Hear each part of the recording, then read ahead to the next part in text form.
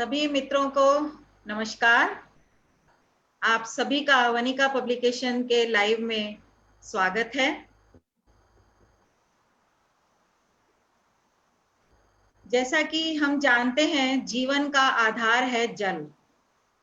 एक दोहा भी है, रहीमन पानी राखिए, बिन पानी सब सून, पानी गए न उबरे, मोती मानुस चून। अक्सर कहा जाता है कि तीसरा विश्व युद्ध होगा तो पानी के लिए होगा। इस बात से हम इस समस्या की विकटता का भी अनुमान लगा सकते हैं। अगर हमारा ध्यान जल की सुरक्षा की ओर जाए तो पानी के संबंध में भविष्य में आने वाली समस्याओं का आधार है जल।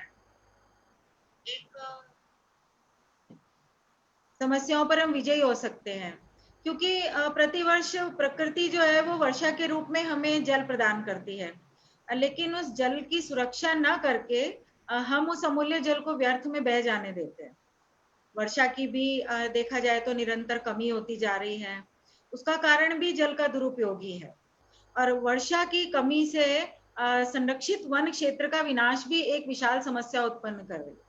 तो केवल एक जल के कारण इतनी सारी समस्याएं खड़ी हो रही हैं, और फिर भी हम लोगों का ध्यान उस ओर नहीं जाता है। एक आम जो हम इंसान हैं, हम लोग इतना ध्यान ही नहीं देते हैं कि हमें जल को बचाना चाहिए। हम लोग पीने में, अपने घर के कामकाज में जल को व्यर्थ बह जाने देते हैं। अक्सर हम देखते हैं कि कहीं सरकारी नल लगे हुए हैं, वो उनका पानी है बहता चला जा रहा है, तो हम इस चीज पे ध्यान ही नहीं देते हैं कभी। तो इस चीज का ध्यान हमें रखना चाहिए। इन्हीं चीजों को सोचते हुए हमने आज ये सत्र रखा है, जिसमें हम बांध, बाढ़ और पर्यावरण के ऊपर बातचीत करेंगे।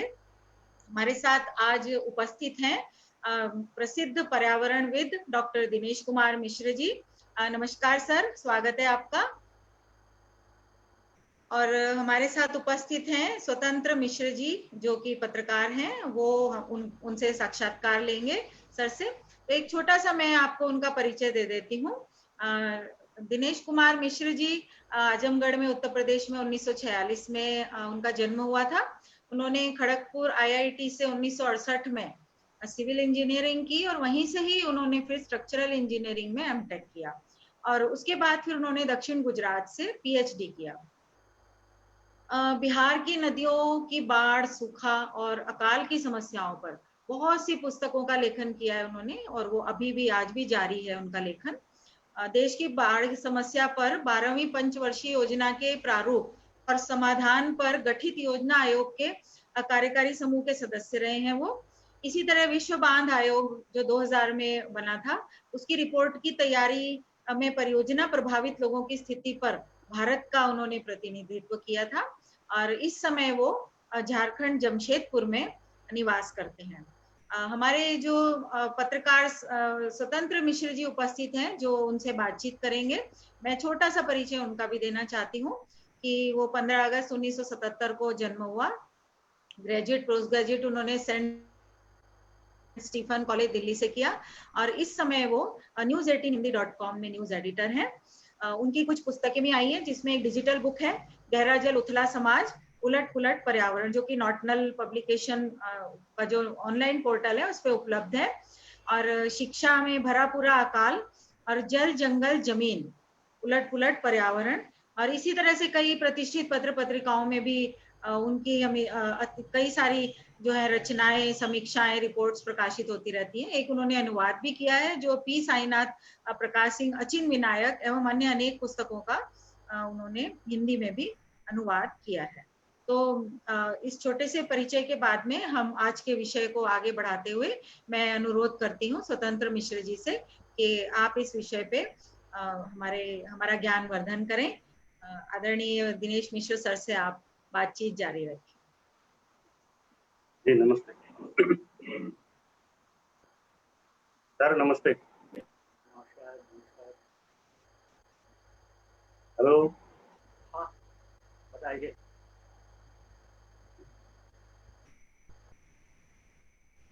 सर नमस्ते। नमस्कार, आप सुन पा रहे हैं मुझे? आवाज आ रही है आपको? हाँ हाँ। सर आज हम लोग पहले बाढ़ फिर बांध और उसके इर्द गिर्द बातचीत को रखेंगे, बातचीत जारी रखेंगे। तो सबसे पहले तो मैं सर ये जानना चाहता हूँ कि आप आजमगढ़ उत्तर प्रदेश में पैदा हुए, तो आपके स्मृति में जो बाढ़ है वो कैसा था? बचपन की में जो आपने बाढ़ कभी आसपास देखा हो, तो वो कैसा था? उसका स्वरूप कैसा था? और जी। जी, मैंने बाढ़ देखी नहीं बचपन में। मैंने बाढ़ सबसे पहले मैं समझता हूँ कि 1980 में देखी, जबकि बंगाल में 78 में बाढ़ आई थी भयंकर। और उस वक्त मैं कंसल्टेंसी करता था, तो एक एजेंसी ने मुझे वहाँ सर कुछ रिपोर्ट। थोड़ा सा ऊंचा बोलना होगा। अच्छा, मैं कोशिश जी करता हूँ। जी। तो 78 में मैंने पहली बाढ़ देखी थी, 1978 में। और उस हिसाब से मेरी उम्र उस वक्त करीब 30 साल रही होगी। उससे पहले मैंने कभी बाढ़ नहीं देखा। मेरा गांव बाढ़ वाले इलाके में नहीं है, और जहाँ जहाँ मैं रहा वहाँ भी बाढ़ नहीं थी। तो मैं एक असाइनमेंट पर गया था वर्धमान में 1978 की बाढ़ के बाद। तो उसका आफ्टर इफेक्ट देखा था, बाढ़ नहीं देखी। बाढ़ जी से पहला मुकाबला मेरा 1984 में हुआ, सहरसा में। तो अपने कंसल्टेंसी के दौरान मैंने बहुत कुछ ये विपदाग्रस्त क्षेत्रों में गृह निर्माण का काम किया था। तो एक एजेंसी ने, हमारे मित्र ही थे, उन्होंने कहा कि भाई सहरसा में कुछ बड़ा गड़बड़ हुआ है, जाके देख के आओ। तो मुझे बड़ा अजीब सा लगा कि मैं बिहार क्यों जाऊँगा, उन लोगों को अपना समझने दो, हम तो उसके बारे में कुछ जानते नहीं है। बोलते हैं ठीक है, जानते नहीं हो। मैंने कहा देखो ऐसा करते हैं कि मैं वहाँ जा कर के अपनी रिपोर्ट में यही लिखूँगा कि यहाँ कुछ नहीं हुआ है, और यहाँ कोई काम करने की ज़रूरत नहीं है। इस शर्त पर अगर मुझे सहरसा जाना होगा तो मैं चला जाऊँ। तो उन्होंने कहा ठीक है, यही लिख देना। तब मेरे पास जो लोग रिक्वेस्ट करते हैं बार बार कि वहाँ बहुत कुछ गड़बड़ हो गया है, तो वो मैं सबको जवाब दे दूंगा कि हमने एक इंजीनियर भेजा था और ये हो रही है उसकी रिपोर्ट, और वहाँ कोई काम करने की ज़रूरत नहीं है। उस शर्त पर मैं सहरसा आया था। ये अक्टूबर 1984 की बात है। कोसी का बांध सहरसा के नौहट्टा प्रखंड के पास में एक हेमपुर गांव है, वहाँ टूट गया था। और बाद में उसकी दरार करीब 3 किलोमीटर चौड़ी हो गई थी। और मैं उस घटना के 1 महीने बाद वहाँ पहुँचा। इसके पहले मैंने बहुत सी बाढ़ें या इस तरह के जो साइक्लोन के इफेक्ट्स हैं वो मैंने देखे थे। उड़ीसा में ज़्यादातर, बंगाल में देखा था, लेकिन बिहार में कभी नहीं देखा था। मेरा वो पहला मुकाबला था। वहाँ जा कर के मैंने देखा कि बाढ़ का पानी ने नदी का ने अपना तटबंध तोड़ दिया था, और उसका आधा पानी तटबंधों के इन उन दीवारों के अंदर, और बाकी पानी बाहर कंट्री साइड में घूम रहा था। और मुझे बाद में पता लगा कि ये पानी 196 गांवों से होकर के गुजरा है, और अभी भी गुजर रहा है। और ये होली के पहले ये पानी नहीं हटेगा, क्योंकि उस वक्त पानी में नदी का डिस्चार्ज बहुत कम हो जाता है, और तभी इसको बांधा जा सकता है, उसके पहले इसको बांधा नहीं जा सकता।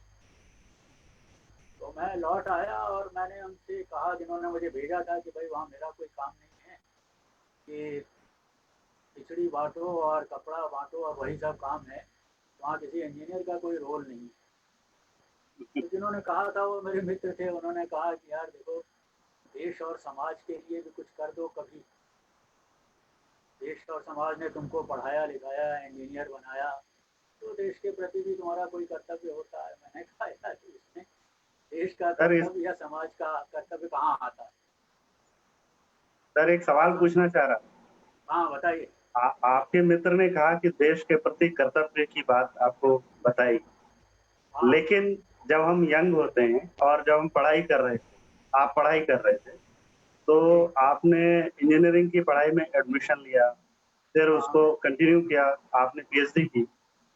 तो क्या आपके दिमाग में करियर बनाने का ख्याल इस रूप में था कि देश देश के लिए हम पानी के लिए काम करेंगे, समाज के लिए काम नहीं करेंगे? नहीं, कतई कतई नहीं है, एकदम नहीं। हम एक ये कैसे बदलाव आया फिर? खांटी प्रोफेशनल थे, और हुँ, बिना पैसे के हिलते नहीं। वो हमारी बैकग्राउंड थी। और जब हम सहरसा भी गए थे, उसके लिए भी हमने फीस ही ली थी, उसके बिना नहीं गए। हुँ, हुँ, लेकिन वहाँ जा कर के जब मैंने देखा कि पूरा करीब 4.5 लाख की आबादी टूटे हुए तटबंध पर आबाद, और वो तटबंध पर मतलब समझिए कि मुश्किल से उसका क्रेस्ट जो है 15-16 फीट रहा होगा। तो कुछ लोग उसके स्लोप पर थे और कुछ लोग उसकी बॉडी पर थे, क्रेस्ट पर, जिससे कि पैदल जाया जा सकता था, वहां से कोई सवारी नहीं जा सकती। चारों तरफ पानी था, तटबंध के अंदर आधी कोसी बह रही थी और बाहर जो है वो बाकी आधी कोसी, और उनके बीच में फासला मुश्किल से 150 फीट का रहा होगा, उससे ज़्यादा तो कहीं भी नहीं रहा होगा, दोनों पानी में, और बीच में खाली वो तटबंध था। तो वो जो झोपड़ियाँ उन लोगों ने बना रखी थी, मैं उनके घरों में घुसता था और देखता था कि यहाँ खाने पीने की चीज़ क्या है, मुझे कहीं कोई दिखाई नहीं पड़ा। वो रहस्य मुझे आज तक पता नहीं कि लोग जिंदा थे, कोई सुखंडी किसी को नहीं हुई थी, सूखा रोग किसी को नहीं हुआ था, लेकिन वो सर्वाइव कैसे कर, जिंदा कैसे रहते। तो मैं उन लोगों से पूछता था कि आपका खाना पीने का सामान कहाँ है, तो बोलते नहीं है। तो मैंने कहा फिर चलता कैसे है, बोलते हैं ऊपर वाला है ना, मालिक है, देता है। अब वो मालिक कहाँ से उनको देता था वो पता नहीं, बाद में थोड़ा सा इशारा हुआ कि उनके नाते रिश्ते वाले, दोस्त अहबाब, ये जो बाहर वाले सूखे वाले इलाके के थे, वो उनको पहुंचाया करते थे, उसी से उनका जीवन चलता था। तो कभी चना खा करके, मछली ज़रूर थी, मछली और एक कर्मी होती है हम लोगों के यहाँ, उसका साग, कर्मी का साग और मछली, और जो बाहर से अगर कुछ मिल गया तो वो लोग खाते पीते थे, और कोई अस्वस्थ नहीं था और न ही कोई डिमोरलाइज इसमें, वो भी बात थी, कोई बहुत ज़्यादा दुखी भी नहीं था। बोलते हैं इस साल कुछ ज़्यादा पानी आ गया, और हमने तो बाढ़ कभी देखी नहीं थी उस तरीके से, इतना नज़दीक से, तो उसके दौरान पहुंच गए हों। तो खैर वो एक किस्सा अलग है। लेकिन मैं लौट कर के आया, सहरसा में होटल में था, तो मैंने अपने दोस्त को लिखा, जिन्होंने मुझे भेजा था, कि उन दिनों फ़ोन तो करीब करीब नहीं थे, टेलीग्राम दिया जा सकता था, तो मैंने उनको लिखा कि यहाँ की हालत बहुत ही बुरी है, और अगर आप लोग समाज सेवा का दम भरते हैं तो यही जगह है जहाँ आपको काम करना चाहिए। और जहाँ तक मेरा रोल है घर बनाने का या गांव बसाने का, वो तो तभी हटेगा जब यहाँ से पानी हटेगा। मेरा रोल तभी शुरू होगा, अभी नहीं होगा। तब और मैं वापस आ रहा हूँ, तो मैं वापस आ गया, जमशेदपुर वापस आ गया। वो रहते थे बनारस में, तो उन्होंने कहा कि भाई आ करके बताओ। मैंने कहा मैं कुछ बताने लायक नहीं हूँ, बहुत बुरी हालत है, मैंने कभी इतना देखा नहीं है कि दुर्घटना के 1 महीने बाद इतना पानी हो। तो अब आप लोग जाइए, जो करना हो करिए, मेरा मैं वहाँ को कुछ करने लायक नहीं। घर बनना है तो घर बनने के लिए फाउंडेशन देनी होगी, 4 कोने टोकरी के भी लगाने होंगे, और हमको पानी में लाइन खींचना सिखाया नहीं गया है अपनी इंजीनियरिंग एजुकेशन कि पानी पर कैसे खींचते हैं। वो ठीक है, हम डॉक बना लेंगे, डॉक यार्ड बना लेंगे, हार्बर बना लेंगे, वो सब अलग है, लेकिन उसके लिए सोफिस्टिकेटेड मशीनरी चाहिए, वो सारा कुछ चाहिए, काम धाम बहुत होता है। लेकिन अब ये गांव के लिए पानी पर लाइन खींचना हमको नहीं आता। हम बनाए घर रामू का और वो बन जाए सोमू की ज़मीन पर, ये तो नहीं होगा ना, बात में बहुत बवाल होगा। इसलिए आप लोग जाइए। अब वो इतने आग्रही थे कि उन्होंने कहा कि वो देखो देश ने तुम्हारे लिए, समाज ने इतना किया है, तो 6 महीने समाज को दे दो, देश को दे दो। लोग वहाँ मुसीबत बता रहे, हम तो नहीं देखा है, बता रहे हो तो वहाँ जाओ, 6 महीना गुजार दो और हम तुम्हारी मदद करेंगे, बाकी लोग आएंगे वो सब मदद करेंगे। करते करते मेरे ऊपर इतना दबाव पड़ा चारों तरफ से कि मुझे सहरसा जाना हो, और मेरा ऑफिस जो था उसने सफ़र किया जरूर। तो मैंने उनसे कहा कि देखो यार, मैं तो हूँ सिविल इंजीनियर, और मेरी नाक में जब तक बालू और सीमेंट नहीं जाता है थोड़ा, तो रात को नींद नहीं आती। तो बोलते हैं अच्छा तुम्हारे लिए बालू और सीमेंट का इंतजाम करवा देंगे, लेकिन तुम जाओ। तो मैं आया सहरसा, और फिर वहाँ आकर के जो लोगों की दुर्दशा देखी। मैं जून तक रहा, दिसंबर में गया था और जून तक रहा, जुलाई में सर वापस आ आवाज गया। थोड़ी कम हो रही है। जी हाँ, तो वो हाँ अब जुलाई ठीक। तक मैं वहाँ जुलाई में वापस आया, और तब मैंने कहा कि अब अपना दुकान फिर चलाते हैं। दुकान तो मतलब आपकी हर वक्त मौजूदगी चाहती है ना, वो तो नहीं चाहती कि आप चले जाएं, क्योंकि बिल्डिंग्स का मामला था। तो जिस दिन ढलाई होगी उस दिन तो इंजीनियर साहब चाहिए उन लोगों को, और हम 6 महीने के लिए आए थे। तो मित्र लोग थे, उनसे कहते थे भाई जरा काम देखना, वो करते थे, लेकिन उनको तो वो इंजीनियर साहब चाहिए ना, जिनको पैसा दे रहे थे वो लोग। तो खैर वो मुश्किल हो रहा था हमको भी अपना ऑफिस चलाने में। और जब मैं लौट करके आया था वहाँ से, तो मुझे बार बार यही लगता था कि वो जितने लोगों को मैं देख करके आया हूँ सरपंच पद की, वो सब मर गए होंगे अब, क्योंकि खाने पीने की कोई जगह नहीं थी, दोनों तरफ पानी था। बच्चे अगर थोड़ा सा उन पर नज़र हट जाएगी तो वो सीधे पानी में जाएंगे, सैनिटेशन का कोई व्यवस्था नहीं। उसी स्लोप पर जो कुछ होना है वो करना है। और उसमें जो औरतें थी, पहली बार मैंने देखा कि इस कदर परेशान और इस कदर उनके पास कोई जगह ही नहीं, औरतों के पास और लड़कियों के पास किसी से कोई पर्दा बचा नहीं किसी का। तो वो मुझे बड़ा अजीब सा लगता था कि देखो क्या दुर्गति हो गई इन लोगों की। तो खैर हम 6 महीने बिता करके आए वहाँ, और वो हमारा पहला साबका पड़ा था बाढ़ से और उसके आफ्टर इफेक्ट्स। मैंने उसकी एक रिपोर्ट भी तैयार की थी, वो तो पता नहीं मैंने उनको दे दी, वो नहीं है मेरे पास अब। लेकिन जब सारा काम करके वापस आ गए तो वो जो हमारे मित्र थे जिन्होंने हमको भेजा था, या क्लाइंट भी थे हमारे, उन्होंने कहा कि मिश्रा जी एक काम और करो, एक रिपोर्ट तैयार कर दो बाढ़ पर, कैसे बाढ़ आई और कैसे इतना नुकसान हुआ। तो हमने कहा यार वो करेंगे, लेकिन अब कहाँ जाएंगे, मैं तो स्थानीय आदमी नहीं हूँ, लोकल आदमी नहीं, मेरा गांव यहाँ नहीं है, मेरे नाते रिश्ते वाले नहीं है, दोस्त अहबाब नहीं है, मैं किसके पास ऐसे ही चला जाऊँगा। बोलते हैं कुछ कांटेक्ट हम दे देंगे आपको, लेकिन आप चले जाइए, वो एक रिपोर्ट तैयार कर दी। तो मैंने कहा ठीक है, फिर वही वास्ता कि देश और समाज के लिए कुछ करो। मैंने कहा ठीक है, वो भी कर देते हैं, जब इतना कर दिया देश और समाज के लिए तो ये भी सही। तो गए वहाँ, चारों तरफ घूमे हम, चंपारण से लेकर के कटिहार तक, और सबसे वही सवाल पूछा जो आज आप हमसे पूछ रहे हैं कि बाढ़ कैसे आती है, क्यों आती है, क्या करना चाहिए, वगैरह वगैरह। कोई कुछ बताता नहीं, कुछ नहीं बताता। वो हमसे तो कहते सर थे कि आप कोई स्पेसिफिक सवाल है तो वो पूछिए, ऐसे क्या बताएंगे आपको कि बाढ़ कैसे आती है और क्या होता है उसका। सवाल तो वो पूछेगा जिसको कुछ पता हो। हमको तो कुछ पता ही नहीं था, 6 महीने तो रिलीफ का काम करके आए। तो हम लौट के आए और वो भाई ने हमको एक जीप दे दी थी, ड्राइवर दे दिया था, पैसा दे दिया था, हम घूमे यहाँ से नेपाल तक। और लोगों से पूछते पूछते कि बाढ़ क्या होती है, कैसे आती है, क्या करना चाहिए, किसी ने नहीं बताया। सवाल पूछते थे कि स्पेसिफिक सवाल पूछिए ना, तो हमको कुछ आता ही नहीं था, तो उनका पूछना। तो मैंने आकर के उनको यही कहा कि ले यार तू अपनी गाड़ी पकड़ और ये पैसा पकड़, और बच गया है इतना, और अब हम जाते हैं। बोले क्या हुआ? मैंने कहा भाई हुआ ये कि कोई बताता ही नहीं है कुछ। वो सब कहते हैं स्पेसिफिक सवाल पूछिए, और मुझे कुछ मालूम ही नहीं है तो मैं क्या पूछूंगा सवाल। तो उन्होंने कहा स्पेसिफिक सवाल कैसे पूछ। मैंने कहा देखो मुझे फिर चक्कर में मत, इसके बाद तुम कहोगे कि तुमको 3 महीना देते हैं, अभी तो आप 5 महीना भर गुजार के आ रहे हो, 3 महीना देते हैं, जाके स्पेसिफिक सवाल पूछो। बोलते हैं भाई कोई जरिया तो होगा स्पेसिफिक सवाल पूछने का। मैंने कहा वो बिहार में है, आपके लोग इंजीनियर लोग हैं और समाज सेवी लोग हैं, तो उनको भेजिए, उनके संपर्क भी होंगे और उनको सवाल भी शायद मालूम होंगे।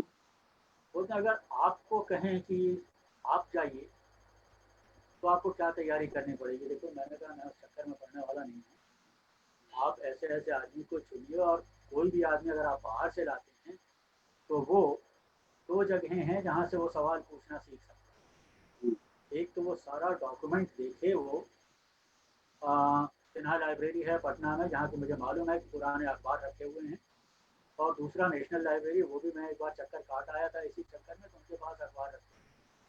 तो किसी को जाना चाहिए और उसमें और जाकर के पूरा अखबार पढ़े, वहाँ का इंडियन नेशन और सर्च लाइट निकलता था उन दिनों। तो वो पढ़े पूरा अखबार और उसके बाद से अपने सवाल वहाँ से पूछे कि ये कैसे हुआ होगा, ये कैसे हुआ होगा, कौन इन्वॉल्व था, किसने किया, कैसे बाढ़ नियंत्रण का वो कार्यक्रम शुरू हुआ। तो उन्होंने कहा कि गुरु तुम ही करो ना, थोड़ा सा इंजीनियरिंग का मामला है, किसी के समझ में नहीं आएगा। मैंने कहा मैंने पहले ही कह दिया था कि मैं नहीं करूँगा। कुल मिला के सर आपको हाँ?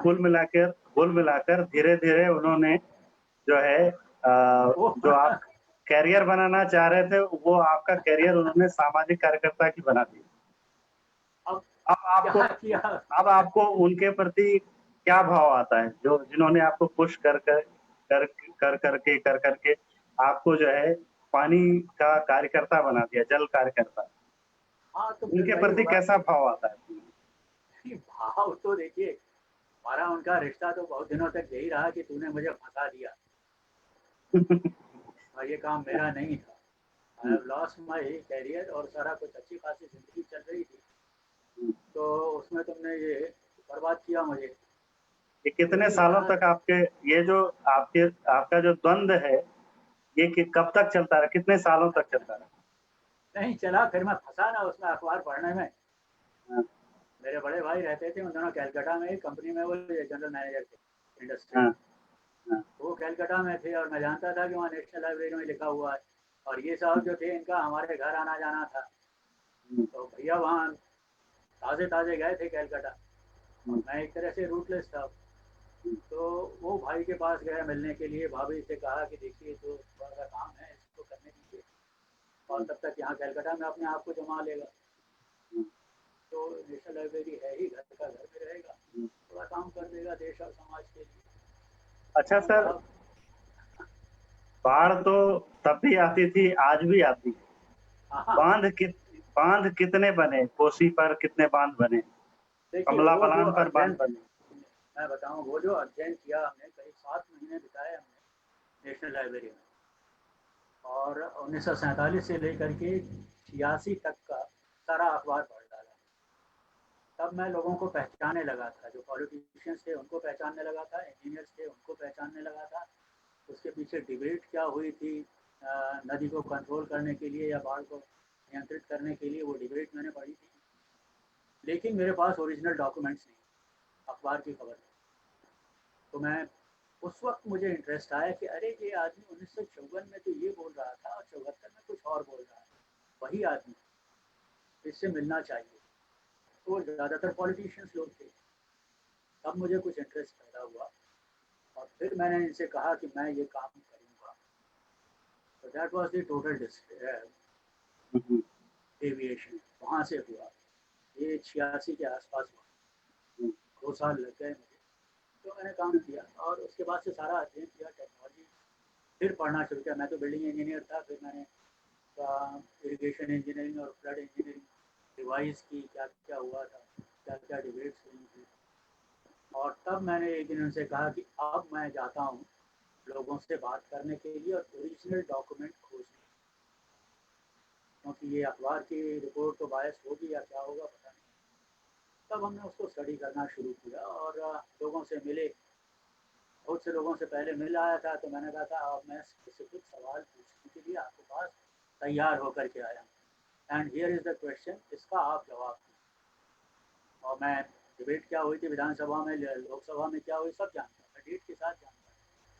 उनका उत्तर था कि आप you are up to some design, आप कोई घेरे में हैं यहाँ, इतना क्यों जानते, जब आप सब जानते ही हैं तो हम आपको कुछ नहीं। हो गया। तो वहाँ से चले आए, फिर ओरिजिनल डॉक्यूमेंट्स खोजे और उसके बाद से डॉक्यूमेंटेशन करना उसका शुरू किया। और उसके बाद एक किताब छापी हमने, उसको 1990 में, पहला वही डॉक्यूमेंट था उसका। और उसके बाद से फिर यात्रा चालू है। तो इस बीच में हमको इंजीनियरिंग के तरीके पढ़ने को मिले, बहुत सी जगहों पर देखा भी हमने जा कर के क्या हुआ, उसका परिणाम क्या हुआ। उसके 3 पक्ष, एक तो पॉलिटिशियंस का था कि वो अपना हमने ये कर दिया, हमने वो कर दिया, अब जा कर के देखिए सब लोग खुशहाल हैं और इतना सींच लिया कि वहाँ टाँड़ लहलहा गया है, अब किसी पानी की कोई कमी नहीं है। वो एक पक्ष। दूसरा पक्ष जो था वो भुक्तभोगियों का, कि वो लुट गए, मर गए, बर्बाद हो गए, पहले ही अच्छा था, ये था, वो था, वो समय ये बनने के पहले। फिर इंजीनियर्स का अपना पक्ष था कि भाई आपने, यानी नेताजी का पक्ष ये है और दूसरा जो भुक्तभोगी है उसका पक्ष ये है, तो बनाया तो आपने, तो क्या सोच करके बनाया था इसको। कई लोगों ने कहा कि नहीं ये तो गलत हुआ, काम ही गलत हुआ, नहीं करना चाहिए।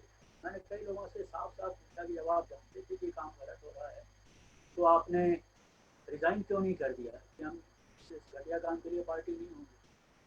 उन्होंने कहा हमारे अकेले रिज़ाइन करने से क्या हो जाता, अकेले से। हमने कहा आप हीरो हो जाते, नौकरी की तो कमी नहीं थी उन दिनों जब बांध आपने बनाया होगा। बोलते हैं देखिए अब यहाँ हमारी बीवी कॉलेज में लेक्चरर है, बच्चे स्कूल में पढ़ रहे हैं, अच्छे स्कूलों में, हम यहाँ नौकरी करते हैं, सुबह करते हैं, शाम को घर पहुँच जाते हैं।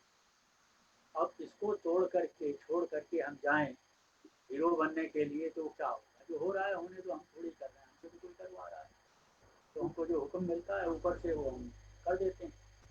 हमको अपनी अकल लगाने की उतनी ही ज़रूरत है जितना हमको ऊपर वाला कहे कि इतना काम आपको कर देना है। तो एक वो तीसरा पक्ष, और चौथा पक्ष था ठेकेदारों का। वो मैं उतना समझ गया था कि बहुत सी चीज़ें ठेकेदारी के इर्द गिर्द घूमती हैं, और लोगों से भी मैंने बात की, बोलते हाँ वो फलाने थे, बहुत पैसा बनाया, वो फलाने इंजीनियर थे, के बारे में भी उनकी कोई अच्छी राय नहीं थी। फिर वो नेताजी के बारे में कहते हैं कि वो तो बहुत वायदा करके गए थे, नहीं हुआ, देखिए ना हम लोग फंस गए। मुझे लगा कि इस पूरी रेस में जो सबसे ईमानदार आदमी होता है वो ठेकेदार होता है, क्योंकि जो पॉलिटिशियन है वो तो अपने फेरे में है, और वो किसी भी धर्म ग्रंथ के ऊपर हाथ रख के कहिए तो वो कसम खा लेंगे सभा स्थलों में कि मैं कोई भी ऐसा काम नहीं करूँगा जो लोग के विरुद्ध है। इंजीनियर लोग हैं तो उनके सामने विश्वकर्मा और भगीरथ के ही आदर्श हैं, उससे नीचे कोई बात नहीं की जाती। क्या क्या करते हैं ये लोग, ये एक विवाद का विषय है। सब लोग नहीं करते, लेकिन कुछ लोग जरूर करते हैं, जिससे पूरा कुंबा बदनाम होता है। थोड़ा आवाज लेकिन वो जो ठेकेदार है वो मुझे लगता है कि सबसे व्यवस्थित और ईमानदार आदमी। वो जिस दिन बाजार में उतरता है वो एक डंके की चोट ये कह करके उतरता है कि मैं यहाँ बाल बच्चों के लिए 4 पैसा कमाने के लिए आया, और वही फिर सबको सुखी रखता है, to the entire satisfaction of the engineer incharge and to the entire satisfaction of the नेता इंचार्ज, जो कुछ भी। तो वो थोड़ी सी धारणा मेरे वो डिफाइन होता है, और उसको कोई फर्क नहीं पड़ता है कि आप उससे नेपाल में बांध बनवा लीजिए, चाहे तटबंध बनवा लीजिए, चाहे वो एसएल वर्ल्ड वाला होता है ना वाटर पार्क, वो घर नहीं जाऊंगा मैं, एसएल वर्ल्ड में रहूंगा मैं, कोई आइडियोलॉजी नहीं है उसको। उसको बाल बच्चों के लिए 4 पैसा आना चाहिए, वो किसी डिबेट में नहीं फंसता। तो वो पैसा कमाने के लिए आया है और वो सबको संतुष्ट रखता है। मैं समझता हूँ कि वो सबसे ज़्यादा ईमानदार आदमी है, तो वो और कुछ नहीं कहता, वो भगीरथ और विश्वकर्मा से नहीं डरता है, और वो धर्म ग्रंथों से भी नहीं डरता है, उससे भी नहीं डरता है, ऊपर वाले को भी नहीं डरता है। तो वहाँ से ये खेल शुरू होता है। अब आप अगला सवाल पूछेंगे कि ये मैन मेड है, ये जो कुछ हो रहा है, या नहीं, मैं दूसरा सवाल पूछ रहा हूँ। मैं ये पूछ रहा हूँ कि सर बाढ़ को बांध बनाने के लिए बाढ़ कितना जरूरी है, और बाढ़ मैं मानता हूँ कि प्रकृति का एक हिस्सा है, तो बाढ़ को एक तरह से खलनायक की तरफ दिखाया जाना शायद बांध बनाने के लिए ही ऐसा रचा गया होगा कि बाढ़ तबाही लाता है, बाढ़ ऐसा करता है। लेकिन मैं जानता हूँ कि बहुत सारे इलाके हैं जो बाढ़ उतर जाने के बाद वो बहुत फर्टाइल लैंड मिलता है लोगों को, और बहुत खेती अच्छी हो जाती है। तो इस पर थोड़ा प्रकाश डालें। इसके बारे में अगर ऐतिहासिक रूप से आप जानना चाहें तो जो खबरें मिलती हैं वो ये कि आदमी नदी से डरता था, और आमतौर पर ऊंची ज़मीन अगर पहाड़ मिल गए तो वहाँ चला जाता था, रहता वहाँ था। लेकिन जब खेती करना सीखा तब वो नोमैडिक लाइफ उसकी ख़त्म हो गई और उसको एक जगह रहना पड़ा। नोमैड्स जो है ना, ये लोग खेती नहीं कर सकते। तब वो आए नदी के किनारे। नदी के किनारे उन्होंने देखा कि 10-15 दिन की तकलीफ है, जबकि नदी का पानी बाहर आता है और उनके झोपड़ी या घर जो कुछ भी रहेंगे उनको डुबाता हुआ चला जाता है। लेकिन 15 दिन के विनिमय में साल के 350 दिन अगर उनको उस गणना आती होगी तो वो 350 दिन आराम से काट सकते हैं, क्योंकि उनका ज़बरदस्त फसल होती थी, उनके पास सिंचाई थी, नाव थी, मछली थी, इतना तो उन्होंने जुगाड़ कर लिया था नदी के साथ रहने के लिए। लेकिन बीच बीच में तो बाढ़ का पानी आता था, और जो पीढ़ी जानबूझ करके वहाँ आई थी नदी के किनारे रहने के लिए, जब वो धीरे धीरे दिवंगत होने लगी तो जो नए लोग आए उनको नदी से तकलीफ हुई, और उन लोगों ने कहा होगा कि इससे कुछ निपटना चाहिए, ऐसे नहीं होगा। कि 15 दिन भी हम क्यों तकलीफ भेजें, हो गई। तब उससे सुरक्षा का इंतज़ाम हुआ होगा। और सुरक्षा का इंतज़ाम जो भी सरदार रहे हों या उनके शासक रहे होंगे, जा कर के लोगों ने, तो लंबा किस्सा है लेकिन मैं बताऊँ तो उन्होंने कहा होगा कि भाई हमको सब कुछ ठीक है, कर देते हैं आपको, लेकिन हमसे इसकी रक्षा कीजिए। राजा अपने नवरत्नों को बुलाएगा, नवरत्नों को बुलाएगा तो कहेगा कि हमारी प्रजा जो है इस तरह से कष्ट भोग रही है, आप कुछ इंतज़ाम कीजिए और जो खर्चा लगता है उसके लिए खजाना आपके हवाले। तब ये जो नवरत्न है या जो मंत्री है या जो कुछ भी है, उसको पूरी अथॉरिटी मिली और उसको पूरा फंडिंग मिली। तब उसने कुछ लोग इकट्ठा किए, राजा ने भी कहा कि हाँ ऐसा करो कि कुछ लोगों को पकड़ो जो कि जो तुम कहोगे वो करेंगे। तो मुझे लगता है कि वो एक ही दिन एक फंडिंग एजेंसी जिसने नदी को बांधना शुरू किया होगा इन लोगों ने, उस दिन वो फंडिंग एजेंसी या डोनर एजेंसी हुई होगी, राजा के शक्ल में, राजा के मार्फत से काम करती थी। जो नवरत्न रहा होगा वो इंजीनियर साहब हुआ होगा पहले, और जो मेट रहा होगा उन लोगों का काम करवाने वाला वो पहला ठेकेदार हुआ। कहते हैं कि वांगो में इसकी पहली उत्पत्ति हुई थी आज से करीब 3000 साल पहले, 2800 साल पहले, जबकि ये राजा और इंजीनियर साहब और ठेकेदारों का जन्म हुआ वहाँ से। लेकिन ये था कि नदी और जो सेटलमेंट्स हैं उसके बीच में एक दीवार खड़ी करके तो नदी का पानी नहीं आएगा। तो जिसको आप आज जो हम कहीं तटबंध कहते हैं, कहीं बंधा कहते हैं, बंगाल में भी बांध कहते हैं, असम में मैं जानता हूँ मठौरी कहते हैं, ये सब नाम हैं उसके अलग अलग जगहों पर। तो दीवार तो खड़ी कर दी हम लोगों ने। तो जब एक तरफ दीवार खड़ी की तो वो पानी उधर दूसरी तरफ फेंकना शुरू किया उसने, तो वहाँ जो लोग रहते होंगे उन्होंने भी वो दीवार खड़ी कर ली। अब नदी जो है तो दीवारों के बीच में बहने के लिए मजबूर हो।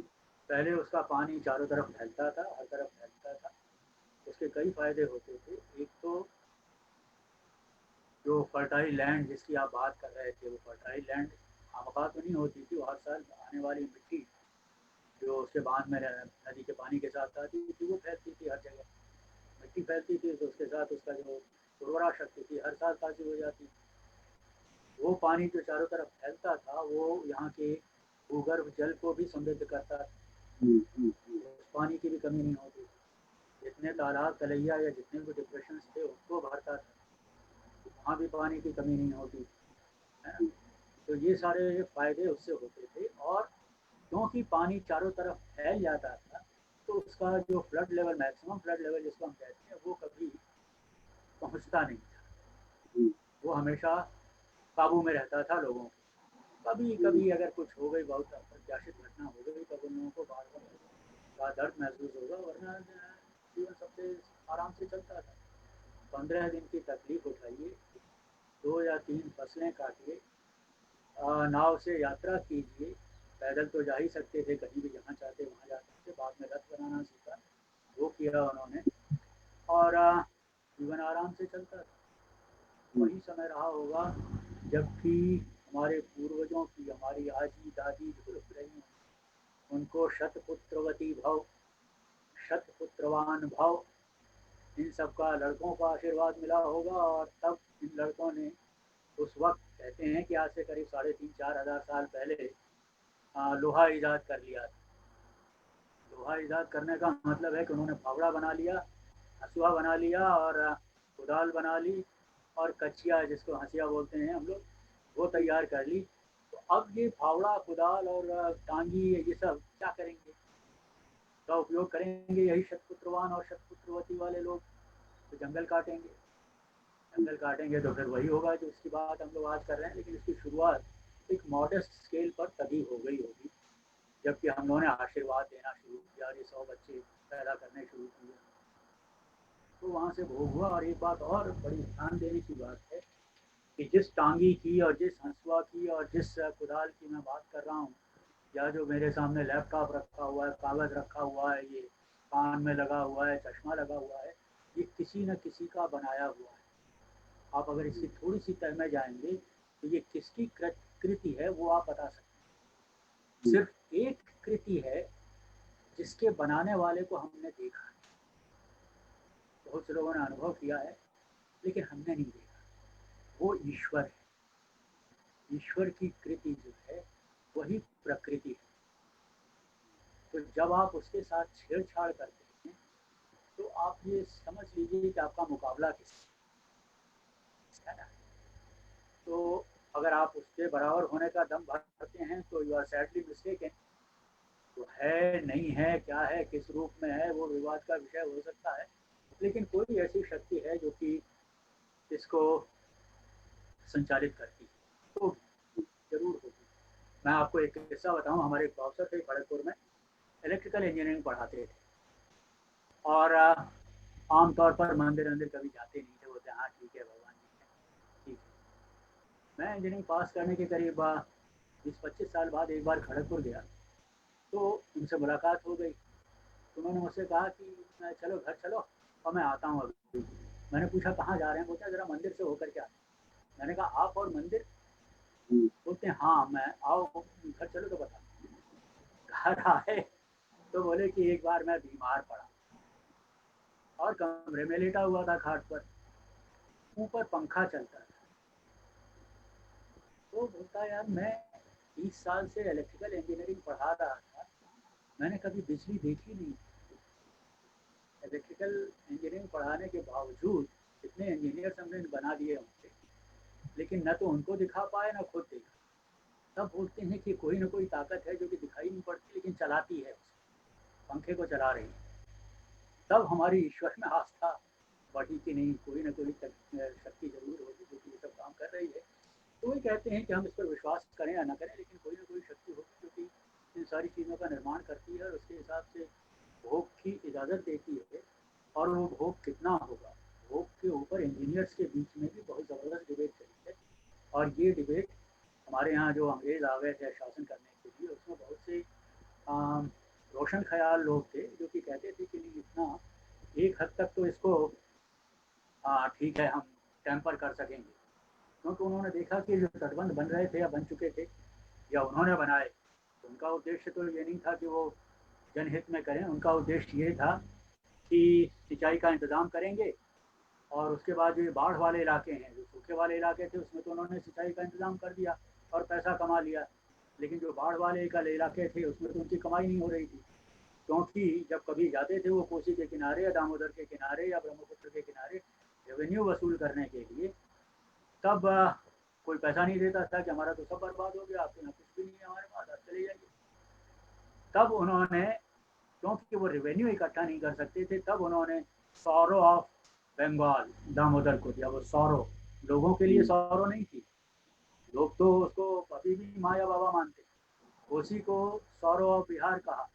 अभी भी लोग, क्षेत्र के लोग कोसी माए करके ही बोलते हैं, कोसी महारानी करके बोलते हैं, कोई डाइन कह करके नहीं बोलता। ये बात अलग है कि कुछ लोगों को वो नज़र आती, या जिसका सब कुछ चला जाए तो उसको किसी दूसरे विशेषण से वो संबोधित करें। लेकिन नदियों के साथ एक तादात्म्य पर बहुत ज़बरदस्त डिबेट हुई थी अंग्रेज़ों के ज़माने में, और उसमें एक FC हर्स्ट करके एक इंजीनियर था, आर्मी इंजीनियर था, और वो एक बार बरौनी से, उस वक्त रेलवे आ गई थी, बरौनी से लेकर के वो कटिहार की तरफ जा रहा, तो वो बताता है कि किस तरह से सड़क के उत्तर में, रेलवे लाइन के उत्तर में किस तरह से ज़मीन ऊपर हो रही है और इधर नदी नीचे है। तो बोलता है कि एक न एक दिन वो रेलवे लाइन को या इस सड़क को तोड़ करके वापस आएगी और सारा मामला तहस नहस करेगी। तो इससे हमको बचना चाहिए, हम इतनी सिल्ट कहीं ना जमा होने दें, इतना सेडिमेंट कहीं ना जमा होने दें जो कि भविष्य में हमारे लिए समस्या बने। तब उसने इस्तेमाल किया है शब्द कि it is like throwing gloves at nature, which it is not used to go unavenged. या आप उसको बॉक्सिंग रिंग में ले जा करके उसके ऊपर ग्लव्स फेंकते हैं कि आओ हमारा मुकाबला करो, और नेचर जो है इसको ये बेइज्जती बर्दाश्त करने की इसको आदत नहीं, एक दिन इतना चहेटेगी कि दुआ कबूल नहीं। That was FC Hurst. उसके साथ दूसरे और लोग भी थे, यहाँ का बंगाल का चीफ इंजीनियर था, विलबर्न इंग्लिश नाम था उसका, विलबर्न इंग्लिश। वो बोलता है कि नहीं भाई, ऐसा है कि मर्यादाएं ठीक है, मर्यादाओं का पालन होना चाहिए, लेकिन क्योंकि प्रकृति ने हम लोगों को सबको नंगा पैदा किया, ये इंग्लिश का कहना है। लेकिन हम लोगों ने कपड़े बनाए ना, पहले कभी छाल ओढ़ते थे जानवरों की, बाद में अब कॉटन आ गया तो ये सब चीज़ें आ गई, तो हमने अपने आप को ढकने की कोशिश की।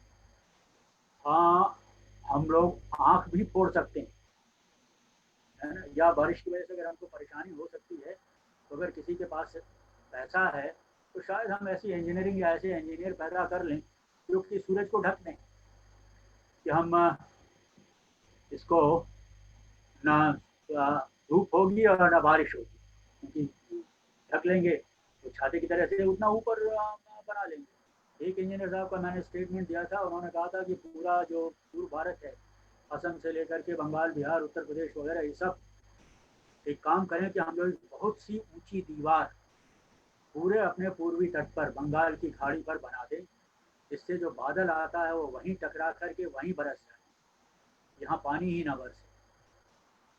अगर उनको कोई ऐसा पैसे वाला आदमी मिल गया होता जो उनकी बात मान ले कि ठीक है आप खड़ी कीजिए दीवार और हम यहाँ बाढ़ नहीं आने देंगे, पानी आने ही नहीं देंगे, इसका अंजाम मालूम था।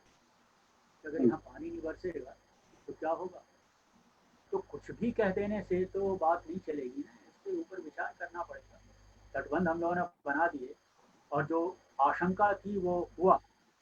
मैं जितने लोगों से मिला तो तटबंध के बीच में जो मट्टी बाहर फैल जाती थी वो अब तटबंध के बीच में है, वो तो कहीं ना कहीं तो जाएगी, जगह है तटबंध की ही जगह है उसकी, वहाँ जाएगी तो क्योंकि उसके निकलने का रास्ता नहीं है तो वो पेटी को ऊंचा करेगी, नदी के बेड को ऊंचा करेगी, नदी की बेड को ऊंचा करेगी, तो आप तटबंध को उसी के हिसाब से ऊंचा कीजिए। और एक समय ऐसा आएगा जब आप तटबंध को कितना भी ऊंचा कर लें, नदी अगर एक बार बाहर निकल गई है तो अंदर नहीं जाएगी तट, तब आपके पास यही हिसाब बचता है कि आप जो नई धारा अख्तियार कर ली नदी ने, उसको उसी पर तटबंध बना दी, उसी पर बांध बना दी।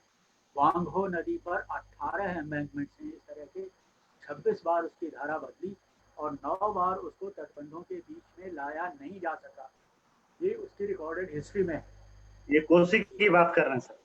मैं वांगहो की बात कर रहा हूँ, कोसी तटबंध नहीं, वांगहो तटबंध की बात कर रहा हूँ, जिसकी वांगहो, अच्छा ठीक। नजीर दे करके कोसी को बांधा गया। और हमारे एक्सपर्ट्स ने जो कि चाइना भेजे गए थे, उन्होंने आकर के कहा कि वांगहो नदी जो है अपने अंदर पानी में आने वाली गाद को बहुत ही सफलतापूर्वक समुद्र तक पहुंचा देती है, इसलिए कोई वजह ऐसी नहीं है कि कोसी नहीं कर पाएगी। ये 1954 की उनकी रिपोर्ट है, पार्लियामेंट में गुलजारीलाल नंदा ने पढ़ी कि अब हमको किसी एक्सपर्ट्स एडवाइस की ज़रूरत नहीं है, अब हम तटबंध बनाएंगे। और वो काम मकर संक्रांति में 1955 के दिन शुरू हो गया, है ना। 65 में जब वही नदी फिर आकर के नेपाल बॉर्डर के नीचे, हमारा एक गांव है कुनौली, पहला गांव है कुनौली के पास तटबंध को हमला करने लगी। उसके पहले तो जिस साल बना था बांध 63 में, उससे नेपाल में एक डलवा गाँव है, वहाँ उसने तोड़ दिया था। लेकिन जब 65 में हुआ तो फिर पार्लियामेंट में सवाल उठा कि ऐसा कैसे होगा कि कभी डलवा में टूट जाए नेपाल में, उसका खर्चा हम लोगों को देना पड़ता है। आज वो कुनौली में नदी चोट कर रही है, डगमारा में चोट कर रही है। तो हमारे एक मिनिस्टर साहब थे जो कि बहुत बड़े इंजीनियर थे, आज भी हम लोगों ने उनकी किताबें पढ़ करके इंजीनियरिंग पास की। वो उनका बयान पार्लियामेंट में आता है, वही मिनिस्टर थे उस वक्त, कि देखिए जब तटबंध कोई बनेगा तब तो वो टूटेगा ही, ये तो अवश्यंभावी है। भाई मेरे, अगर यही बात आपने 1954 में कह दी होती कि इसका कोई और उपाय खोजना चाहिए, तो ये तटबंध बनता ही नहीं। तो अब तो शुरू हो गया तो अब ये टूटता रहेगा और आप ये कहते हैं हाँ ये तो तटबंध है तो टूटेगा, कोई बात नहीं क्या, इसीलिए बनाया था। उसके बाद से तो 8 बार टूट चुका है। कोसी तटबंध लास्ट जो था आखिरी तुषार में दरार पड़ी थी। सर इसका कोई मतलब आपके पास डाटा या कोई स्टडी है इसके आपके पास कि कोसी तटबंध, कोसी में जो सिल्टेशन गाद इकट्ठा होता है जिस रेट से आज, मतलब आप कोई किसी ने हिसाब लगाया था कि कई हजार ट्रक लगा दिए जाएं तो इतने दिन लगेंगे। मैंने मतलब किया था वो कैलकुलेशन। हाँ, तो मतलब बहुत गाद उसमें इकट्ठा होता है, तो क्या तटबंध बनने से पहले इतना गाद इकट्ठा होता था उसमें? देखिए उसका जो फैन है कोसी का, जो पंखा जिसको हम लोग बोलते हैं, उसके पानी को विस्तृत होने की जो जगहें हैं, वो तो हम लोग जो जाते हैं जानते हैं, जो अंग्रेज बता गए कि वो तो पूर्णिया से लेकर के दरभंगा के बीच में है, करीब 120 किलोमीटर का फासला है। इस बीच में कोसी का पानी और बीच में उसके 15 धाराएं हैं, छाड़न धाराएं। छाड़न मतलब कितनी धाराएं? चैनल 15 15 भी होंगी, छोटी मोटी 15 की प्लॉटिंग हुई। और जो 15वीं धारा थी उसी को हमने बांध दिया, 14 खुली छूट गई। तो बरसात के मौसम में उन्हें पानी आता है, उसमें ज़्यादा तो नहीं रहता है, बरसात के मौसम में पानी आ जाता है। पहले क्या होता था कि सारा पानी जो भी पहाड़ियों से आता था, हिमालय से आता था, वो इन 15 धाराओं में बीच से होकर के बहता था। तो फ्लड का मॉडरेशन अपने आप हो जाता था, लेकिन एक धारा जो थी उसकी मुख्य धारा हुआ करती, चाहे जो हो जाए, तो उसी के हिसाब से नदी अपना पाठ बदलती। इसका अध्ययन एक बार हुआ जब कोसी पर तटबंध बन गए और ये हल्ला हुआ कि ये तो बाद इसमें बहुत जमा हो रही है, तब दिल्ली IIT ने उसका अध्ययन किया, और शायद सेंट्रल वाटर कमीशन जो, तो उन्होंने पूरा ऊपर से लेकर के, हिमालय से लेकर के, हिमालय की तराई है वहाँ से लेकर के सहरसा में कोपड़िया है, जहाँ से कि कोपड़िया मानसी रेलवे लाइन गुजरती है, वहाँ तक का अध्ययन किया कि कहाँ से कितना पानी जमा, मिट्टी जमा हो रही है। उसी पर तय होना था कि बराज की लाइफ क्या होगी। उसमें उन्होंने देखा कि जो निचला 33 किलोमीटर है दिल्ली से लेकर के कोपड़िया तक, उसमें हर साल औसतन 5 इंच उसका बेड जो है ऊपर चला जाता है, उठ के ऊपर। ये कौन से साल की बात है, कौन से वर्ष? ये 2 साल में किया उन्होंने, पहली बार 1962 में किया, हाँ, और दूसरी बार 1974 में, 12 साल और, के बाद। और अभी क्या रेट है सर इसका? पहले 5 इंच मुझे अगर नहीं मालूम है, मुझे नहीं मालूम है कि इसका अध्ययन कभी हुआ। मुझे ये भी नहीं मालूम होता जब मैं आपको बता रहा हूँ 62 और 74, क्योंकि वो एक टॉप सीक्रेट रिपोर्ट है, वो किसी को मिलती नहीं है। लेकिन हमारे एक इंजीनियर इन चीफ थे, उसके जो ये डेटा थे वो उन्होंने एक सेमिनार में पढ़ लिया। तो वो सेमिनार की प्रोसीडिंग्स हमारे हाथ लगी, तब हमको पता लगता है। उससे 2 पहलू निकलते हैं। आप जिस चीज़ को टॉप सीक्रेट मानते हैं, उसको आपका इंजीनियरिंग चीफ हो जा करके सेमिनार में पढ़ देता है। तो किस बात का टॉप सीक्रेट और किस बात की सीक्रेसी है ना, वो एक बात। और दूसरी बात कि हमारे जैसे लोगों को पता लग जाता है कि तो सरकार भी कहीं ना कहीं स्वीकार कर दी, क्योंकि उस रिपोर्ट को एक्सेप्ट किया उन्होंने, तो इसका मतलब है कि वो 5 इंच बढ़ रहा है। मैंने एक बार हिसाब किया था उसका कि ये जो 5 इंच है, तो मल्टी से कोपड़िया करीब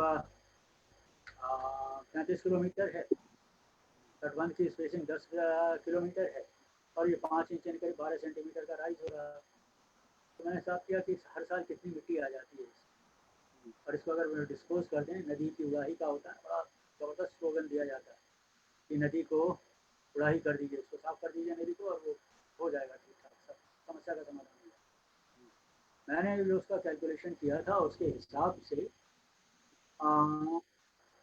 मट्टी खोदने का मौसम जो है वो तो 1900 क्षमा करेंगे 15 दिसंबर से लेकर के 15 मई तक का है, क्योंकि मिट्टी को सूखने में, ग्राउंड को सूखने में 15 दिसंबर तक चाहिए, जब रबी की खेती शुरू होती है। उससे आगे और 6 महीने, मतलब आप 6 महीने का हो, ज़्यादा से ज़्यादा मैंने 5 महीने माना था, क्योंकि कोसी मचरना शुरू हो जाती है, उसकी जैसे स्नो मेल्ट शुरू होगा पहाड़ों में, तो पानी बढ़ना शुरू हो जाता है। पानी बढ़ता है तो फिर नीचे का वो वाटर लेवल भी बढ़ता है, तो फिर खोदेंगे तो फिर पानी आएगा। तो मैंने 150 दिन के हिसाब से किया था कि जितनी मिट्टी आती है उसको निकालने में कहाँ ले जाएंगे हम, पहला सवाल, और कितना ट्रक लगेगा। तो मैंने जो हिसाब किया था उसमें 37,500 ट्रक महिषी से रोज निकल करके कहीं जाएगा। रोज जाएगा ये पता है, 37,500 ट्रक रोज लगेगा, रोज 150 दिन के लिए, 24 आवर्स, हाँ 24 आवर्स। उतनी ट्रिप 24 तो अपने आप ही 24 आवर्स हो ही जाएगा। जहाँ फेंकने जाएंगे तो गंगा सागर के पहले कोई जगह नहीं है ना, कपिल मुनि के आश्रम नहीं फेंकेंगे ना, कोई आपको फेंकने नहीं देगा। तो वहाँ जाइए और 37,000 ट्रक रोज लेकर के आइए, क्योंकि फिर मिट्टी भरी जाएगी। आपके जितने पुल हैं रास्ते के वो सब सर एक सवाल मैं यहाँ बीच में एक सवाल आपसे यहाँ बीच में पूछ रहा हूँ आपको कि जो गाद है, अब हम चूंकि उस पर बांध बना रहे हैं, तटबंध बना रहे हैं, तो वो एक जगह इकट्ठा हो रहा है। यही गाद खेतों में जब पसर जाता था तो ये फर्टाइल लैंड हो, यही जो सिल्टेशन की प्रक्रिया है, जो नदी का बेड जो है, रिवर बेड ऊपर कर रहा है और उससे बाढ़ की जो प्रलयंकारी प्रवृत्ति है वो बड़ी हो रही है। लेकिन यही गाद हमारे खेतों में फैल जाता था तो हमें खूब अनाज उपजाने के लिए। एकदम सही बात है। उसके अलावा एक चीज और है उसमें, तो इसका मतलब ये हुआ कि सर ये बांध बनाने की जो हमारी वो थी, वो एक क्या एक फार्स आइडियोलॉजी थी। इसको हमको लोगों को नहीं बचाना था, लोगों को ठीक नहीं करना था, मतलब लोगों की समस्या का वो नहीं करना था, हमने कुछ और उसके पीछे मकसद था हमारा। देखिए इसमें सीधी सी बात है कि अंग्रेज तो दामोदर पर तटबंध बना करके ये सीख ले चुके। उन्होंने 1854 में दामोदर के तटबंध तैयार किए और ये जो सारी समस्याएं आप बता रहे हैं ना कि बाहर जल जमाव हो जाएगा कंट्री साइड में, क्योंकि पानी जो अपने आप नदी में आ जाता था वो तो नहीं जा पाएगा, है ना। तो वहाँ जल जमाव होगा, जो मिट्टी फैल जाती थी वो फर्टिलाइजिंग सीड जो थी वो मिट्टी नहीं फैल पाएगी, और भी बहुत से उससे नुकसान होते थे। लेकिन ये दो मोटी मोटी चीज़ें थी, जल जमाव और प्लस वो एम्बैंकमेंट अगर आप बहुत ऊंचा करेंगे तो टूटेगा, छोटा मोटा है तो चल जाएगा, है ना। तो दामोदर घाटी में वो क्या करते थे लोग कि वो 2-2.5-3 फुट का बांध बनाते थे किसान लोग, और पूरा समाज लगता था, हर साल बनता था वो। उसमें जब बारिश होती थी तो पानी खेतों में इकट्ठा होता था, उसमें धान छींटा जाता था। उस धान के साथ साथ यानी बिचड़े के साथ साथ उसमें मछली का पोना आता था, छोटी छोटी मछलियों के जीरे तैयार होते थे, और उसी में ये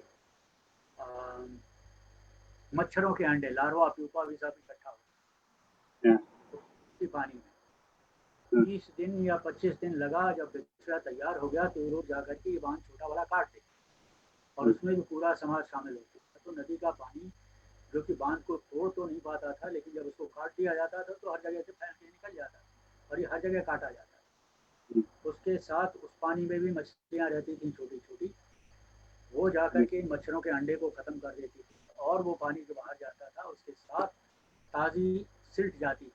क्योंकि आप नदी के पानी को इमेजिन करेंगे तो उसके जो भारी पार्टिकल हैं, मोटा सैंड है वो नीचे रहेगा, और हल्का जो उसकी फर्टिलाइजिंग सिल्ट है वो ऊपर रहती है, तो उसके पूरे पानी पर फैलती थी। तो उससे फर्टिलाइज़र मिलता था, पानी मिलता था रोकने के लिए, मच्छरों के अंडे ख़त्म हो जाते थे, और ये मछलियाँ जो थी जो धीरे धीरे उन खेतों में बड़ी होती थी, अगर कभी सूखा पड़ गया 15-20 दिन का तो ये मछलियों को रास्ता दिखा देते थे वो लोग अपने तालाबों में जाने के।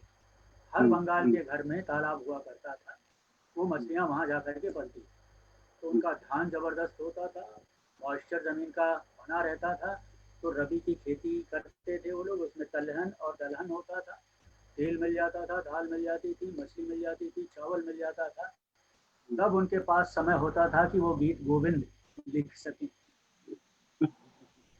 बिना वो दिन भर खटनी करके और मजदूरी करके गीत गोविंद नहीं लिखा जा सकता था। यह बंगला साहित्य उतना समृद्ध नहीं होता, है ना। आपका खाना एश्योर्ड है, सामाजिक व्यवस्था एश्योर्ड है, सारी चीज़ें हैं। हम लोगों ने वो सिल्ट को बांध दिया, है ना। और अंग्रेजों के बाद में क्या हुआ कि उन्होंने जब ये जीटी रोड बनाई, नेशनल हाईवे 2, उस वक्त भी अंग्रेजों ने उसको ऊंचा किया। जो कैनाल बनाई थी दामोदर से निकाल करके, उसके बांध वो भी चलते थे पूरब से पश्चिम की, पश्चिम से पूरब की ओर। सड़क थी हमारी जीटी रोड पूरब पश्चिम ही जाती थी। उसके बाद ये नहरों के बांध थे। तो वो विलकॉक्स करके इंजीनियर था, उसने सारी चीज़ों को डॉक्यूमेंट किया था। वो बोलता है कि पानी का प्रवाह होता है उत्तर से दक्षिण की तरफ, और ये सारी संरचनाएं जो हैं, रेलवे लाइन भी बनी थी उसी वक्त, ये सारी संरचनाएं जो हैं ये पूरब से पश्चिम की ओर जाती। तो अब वो पानी कूद करके तो आएगा नहीं, चढ़ करके कि आया बांध पड़ा तो चढ़ गया ऊपर फिर उतर गया, वो इनको तोड़ता था, और तोड़ता था तो लोग उजड़ते थे, और लोग उजड़ते थे तो इनको रिलीफ में खर्चा करना पड़ता था। इन लोगों ने 10 साल का हिसाब करके देखा कि जितना खर्चा उन्होंने रिलीफ पर किया और जितना उससे प्रॉफिट हुआ, तो नुकसान ज़्यादा हुआ, उससे प्रॉफिट कम हुआ। और ये स्टेट की रिस्पॉन्सिबिलिटी बनती थी कि वो लोगों की रिलीफ का और रिहेबिलिटेशन का व्यवस्था करें। तो उन्होंने कान पकड़ा, बोले ये तो सौदा फायदे का नहीं है। हम लोगों ने सोचा था कि जैसे सूखे वाले इलाके में नहर बना दी, उस तरह से यहाँ भी हम लोग पैसा कमा लेंगे, ये तो उल्टा नुकसान हो रहा है। तो उन्होंने अमेंडमेंट डिमोलिश कर ये काम उन्होंने 1869 में किया और उसके बाद कभी भी उन्होंने अमेंडमेंट बनाने के, तटबंध बनाने के उसमें हाथ नहीं लगाया।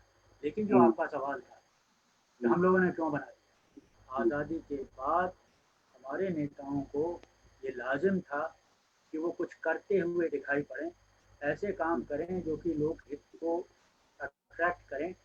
और क्योंकि अंग्रेजों ने नहीं बनाया था, सबको इतना ही पता था कि दीवार खड़ी कर देंगे तो बाढ़ हमारी खत्म हो जाएगी, तो खूब इनकलाब जिंदाबाद हुआ। उन लोगों को ये नहीं पता था कि जो मिट्टी आती है वो भी रुक जाएगी, पानी जो था वो भी रुक जाएगा। ये सारी चीज़ें कुछ भी पता नहीं थी क्योंकि इसका दुष्परिणाम होने वाला है और ये कभी बताया भी नहीं गया कि ऐसा ऐसा है और ये तटबंध टूट भी सकता है, जो कि राव साहब ने कहा कि अब तटबंध है तो टूटेगा ही। तो ये सारी चीज़ें विकृतियाँ आई। इसके बाद से जो मैं एक और बात बताऊं कि नदी का एक तो था फर्टिलिटी देने का, पानी को, ग्राउंड वाटर को मेंटेन करने का, और दूसरा ये एक जियोलॉजिकल प्रोसेस। हमारा जो विंध्य के दक्षिण वाला इलाका है ये हमेशा उत्तर की ओर बढ़ रहा है और ये जो हिमालय है आज का, ये उसी दबाव से बना है जो कि एशियन मेनलैंड जिसको हम लोग कहते हैं, उसके ऊपर उसके दबाव की सृष्टि हुई और उससे ये पहाड़ बने। उन पहाड़ों पर जो बारिश होती थी वो पानी, वही मिट्टी हमारे यहाँ जो कि कभी करोड़ों साल पहले वो प्लेन लैंड रही, वो मिट्टी आती है और उसको होल्ड करने का कोई जुगाड़ नहीं। तो उसने बीच में जो समुद्र था एशियन मेनलैंड में और विंध्य पर्वत के नीचे वाला जो जम्बू द्वीप या गोंडवाना लैंड कह रहे हैं, उसके बीच में समुद्र था। वो प्रोसेस तब से शुरू हुई, उसने पूरे इलाके को पाट दिया, जिसको कि हम लोग गंगा जमुना की घाटी कहते हैं। समुद्र को पाटा, इतनी मिट्टी आती है। तो जियोलॉजिस्ट लोग कहते हैं कि इसको पार्ट नहीं करना चाहिए, इसको रोकना नहीं चाहिए था, ये बाधा पैदा करेगी आगे चल करके। ये बात इंजीनियर्स को भी मालूम थी, लेकिन अब ये था कि कुछ करते दिखाई पड़ना चाहिए जिससे कि हमारा शासन बना रहे, हमारी सत्ता बनी रहे। तो बन गया। तो जब उसमें टूटना शुरू हुआ तब कहते हैं कि तो हम तो क्या कर सकते हैं, तो तटबंध बनेगा तो टूटेगा ही। क्यों बनाया भाई? अब आप क्यों रिलीफ और रिहेबिलिटेशन पर खर्चा कर रहे हैं? मुझे नहीं मालूम कब तक हम लोगों ने रिलीफ रिहेबिलिटेशन पर कितना खर्चा किया, लेकिन कोसी योजना पर तो 37 करोड़ की योजना थी और उस पर एक दरार में जो कुसाहा में पड़ी थी, बिहार सरकार का कहना था कि 14,800 करोड़ रुपए का। इमेजिन 37 करोड़ रुपए की योजना बनी, बाद में उसका एस्केलेशन हुआ होगा, कहते हैं कि करीब 180 करोड़ रुपए खर्च हुआ। 180 भी मान लें तो भी 180 करोड़ रुपए की योजना में एक दरार में 14,800 करोड़ रुपए का नुकसान हुआ। इसके पहले 7 दरारें और पड़ी, कितना नुकसान हुआ होगा? मैंने अपने कुछ हिसाब किया, बहुत से इंजीनियर और अर्थशास्त्री लोगों से पूछा, ये बताइए वो जो 37 करोड़ रुपया था वो 2008 में उसकी कीमत क्या है ना, जब वो टूटा? तो स्पष्ट उत्तर तो किसी ने नहीं दिया मुझे, मैं तो ऐसा रुपया तो समझता नहीं कैसे जरूरत होता है। लेकिन मैंने इतना ज़रूर देखा कि 1953 में जब वो योजना का प्रारूप तैयार हुआ, उस वक्त सोने का दाम 73 रुपये पर प्रति 10 ग्राम था और 2008 में जब कुसाहा टूटा तब सोने का दाम जो था 28,000 रुपये 10 तोले का। तो मैंने उसके हिसाब से लगाया कि 37 करोड़ रुपया जो इतने गुना बढ़ गया उसका दाम, तो मेरे हिसाब से करीब 6,000 करोड़ रुपए क्या है। अगर 6,000 करोड़ रुपया हम लोग लगाते सोने के दाम के हिसाब से, तो 6,000 करोड़ रुपए में वो बांध एक बार फिर से वो योजना बन सकती, जिस पर कि 14,000 करोड़ रुपए का नुकसान हो गया। अब हमारी जो सत्ता है वो कहती है कि हम लोगों ने इसको गैप भर दिया है, जो दरार पड़ी थी उसको काट दिया है, तटबंध को ऊंचा कर दिया है, अब 30 साल तक कोई कुछ नुकसान नहीं होगा, कहीं कोई नुकसान नहीं।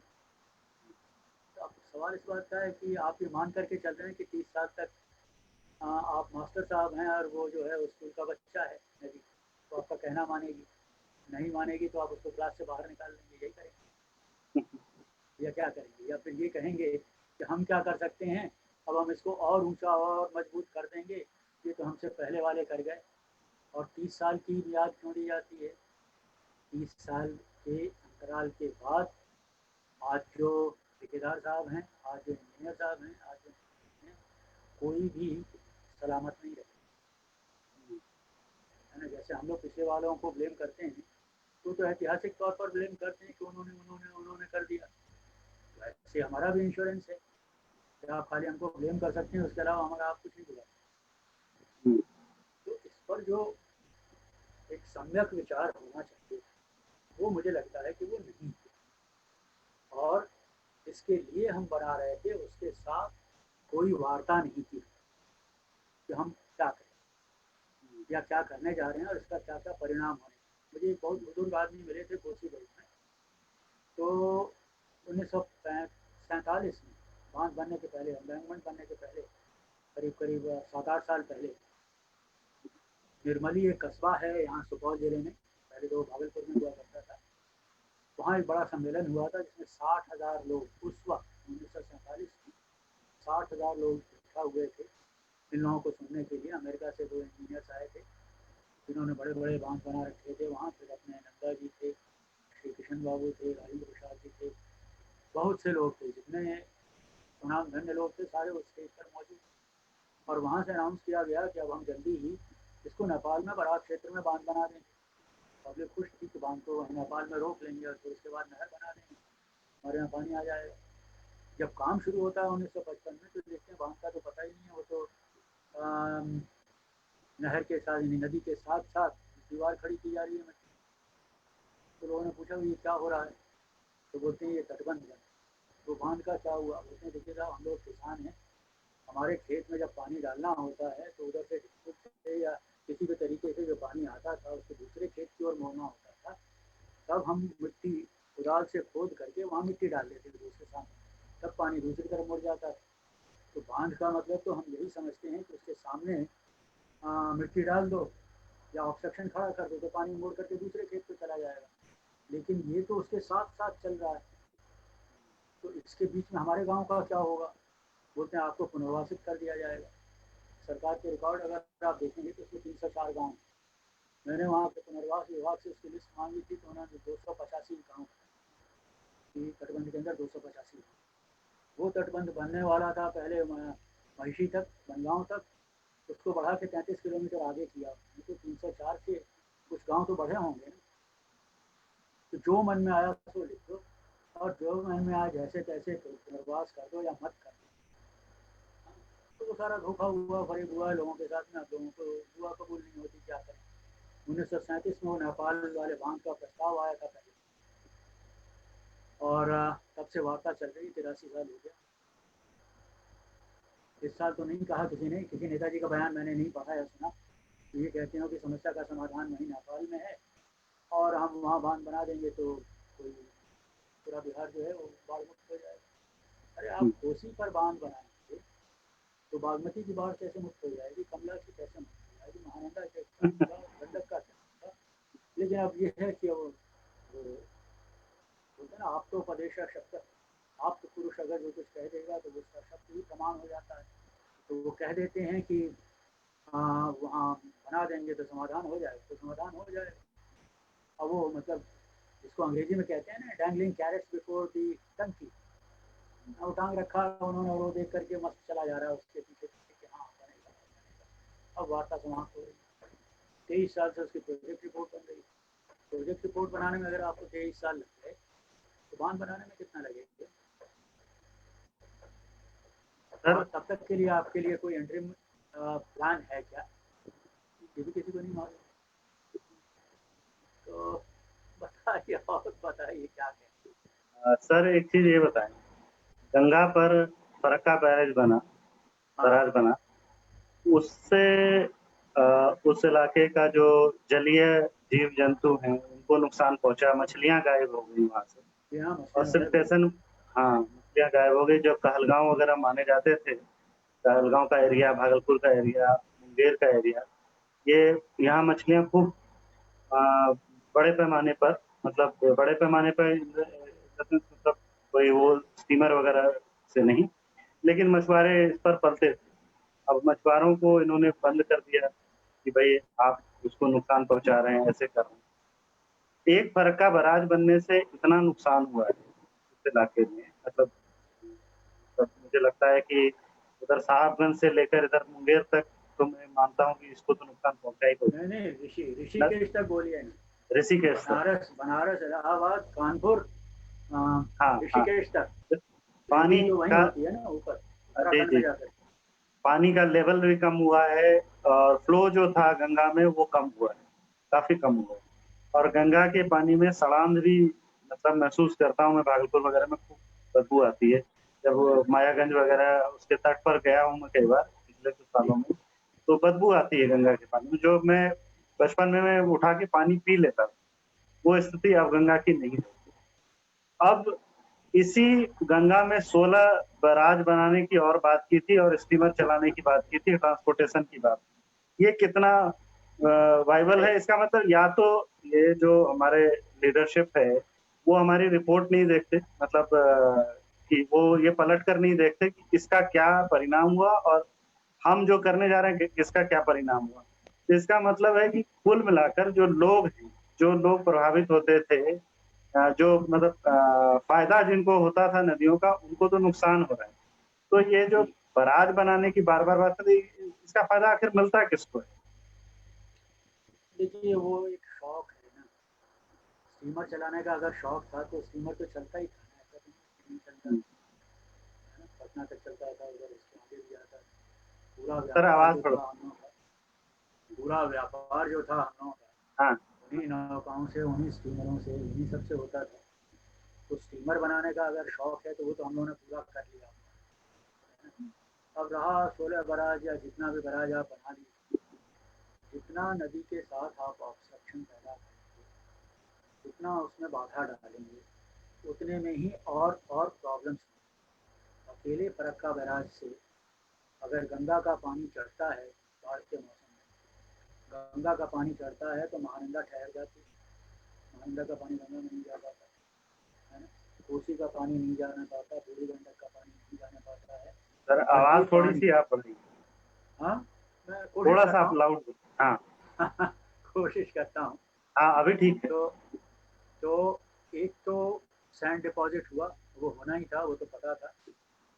एक कपिल भट्टाचार्य करके एक इंजीनियर साहब थे, जिन्होंने पूरा उसको फरक्का बराज के निर्माण को स्टडी किया था, और उसके बाद से उन्होंने कहा था कि देखिए अगर ये बराज बनेगा तो ये जो आप बता रहे हैं होने वाला है। और उनके पीछे उन्होंने बांग्ला में लिखी थी वो पुस्तक, उनकी ओरिजिनल वो कहीं से पाकिस्तान चली गई, वो किताब उनकी बांग्ला में। तो अयूब खान साहब के पास वो किताब पहुंची।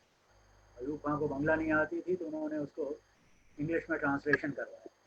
ट्रांसलेट करवा करके वो उन्होंने नेहरू जी को भेजा कि देखिए जो बराज आप बनाने जा रहे हैं या उसका प्रस्ताव कर रहे हैं, ये प्रॉब्लम होने वाली है, इंजीनियर उससे इससे इतना नुकसान होने वाला है। तब कपिल भट्टाचार्य की खोज हुई, वो उनकी नौकरी गई। बाद में उन्होंने हुगली डॉकयार्ड में काम करना शुरू किया, वहाँ से भी निकाले गए। मतलब जिस तरह से उनको बेइज्जत किया जा सकता था किया, और वो बना, फरक्का बराज बना। और जो कह कर के वो गए थे, अक्षरशः वही हुआ जिसमें कि एक चीज़ आप मछलियों के बारे में इशारा कर रहे हैं। अब ये स्टीमर चलाएंगे, अभी देखिए ना, पिछली बार 2 साल पहले मैंने देखा था गंगा में एक स्टीमर जा रहा था, मैं गंगा के किनारे पटना में खड़ा था, खूब बाढ़ आई हुई थी और उसमें स्टीमर दौड़ रहा था इधर से। ठीक है, बड़ा अच्छा है क्योंकि उसकी एक शो वैल्यू है ना। थोड़ा पानी उतर जाने दीजिए ना, तब हमको दिखाइए ना क्या होता है।